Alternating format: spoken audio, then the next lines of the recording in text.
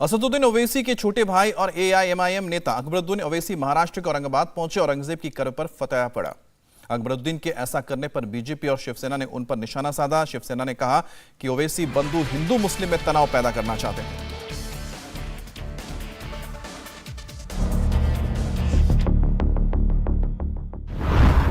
अकबर औरंगजेब के परदादा थे, लेकिन असदुद्दीन ओवैसी के छोटे भाई और एआईएमआईएम नेता अकबरुद्दीन जब औरंगाबाद में औरंगजेब की कब्र पर पहुंचे तो उन्होंने सिर झुका लिया, फूल चढ़ाए और फातिहा पढ़ा। राजनीति में टाइमिंग मायने रखती है। अकबरुद्दीन ने सोच समझकर औरंगजेब की इबादत का वक्त चुना। इतिहास की किताबें औरंगजेब की क्रूरता और सनक के किस्सों से भरी हैं। उसी औरंगजेब के बारे में कहा जाता है कि उसने काशी में ज्ञानवापी मस्जिद की तामीर करवाई थी। कल ज्ञानवापी मस्जिद के अंदर सर्वे पर कोर्ट का फैसला आया। एक तरफ औरंगजेब के गुनाहों पर आधुनिक न्याय की कटार चल रही थी और दूसरी तरफ अकबरुद्दीन औरंगजेब की कब्र पर सिर झुका रहे थे। सांप्रदायिकता के घोड़े पर सवार होकर ओवैसी बंधु मुस्लिम वोट बैंक पर कब्जा करना चाहते हैं। इस राजनीतिक रणनीति में सबसे अहम हथियार है डर। अल्पसंख्यकों को बहुसंख्यकों का डर। औरंगजेब की कब्र के बाद अकबरुद्दीन मजलिस में आए और बताने लगे कि मुसलमान कैसे खतरे में हैं। अगर कोई ये समझ रहा है कि तू हमको डराएगा और हम डर जाएंगे, नहीं, हम डरने घबराने वालों में से नहीं है। और ये औरंगाबाद है और ये अल्लाह की सरजमीन है। क्या आप डरेंगे, घबराएंगे, मायूस होंगे? कभी नहीं होना। मायूसी कुफ्र की निशानी है। तुम्हारा अल्लाह तुम्हारे साथ है। अगर ऐसा वक्त आएगा तो बेफिक्र रहो। मरने वालों की फेहरिस्त में सबसे पहले अकबरुद्दीन ओवैसी होगा।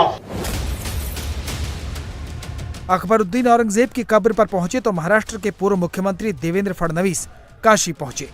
बनारस में फडणवीस ने कई कार्यक्रमों में हिस्सा लिया। अकबरुद्दीन के बारे में सवाल पूछने पर फडणवीस ने कहा कि जिसकी जैसी भावना वैसे उसके कर्म। कैसा लगा तोड़ा था औरंगजेब, उसकी मजार पे आज असदुद्दीन ओवैसी पहुंचे और आप यहाँ पे पहुंचे, ये एक संयोग है। मैं देखिए, हमने तो ऐसा सुना है, जाकिर रहीम भावना जैसी प्रभु देखी मूरत तीन तैसी। तो उनकी भावना वैसी है, हमारी भावना ऐसी है। अकबरुद्दीन के औरंगजेब की कब्र पर जाने पर सबसे ज्यादा सवाल शिवसेना से पूछे गए।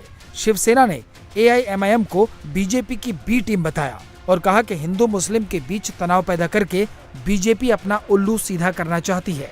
हमसे सवाल पूछने का कोई मतलब नहीं है। जैसे कि मैंने कहा, ये साजिश है, ये किसी के इशारे पे हो रहा है।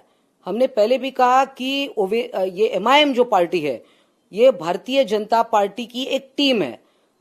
भारतीय जनता पार्टी की अब ए टीम बी टीम नहीं, काफी सारी टीम उनकी तैयार है जो महाविकास आघाड़ी और ठाकरे सरकार पर निशाना साधे हुए।